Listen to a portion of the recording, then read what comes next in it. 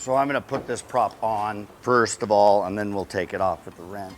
So one of the aspects of this particular wrench is Mercury's have a lock tab washer to lock the nut down, and it can be kind of a bugger to lift these tabs without breaking the diffusion ring.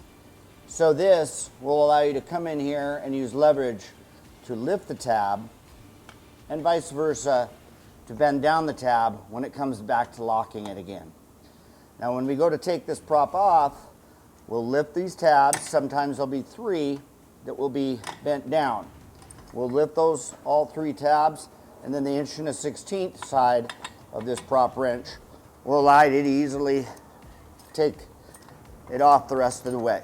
And it's a heavy duty prop wrench. It's gonna last your boat's lifetime, not the lifetime of your propeller, because that might be short.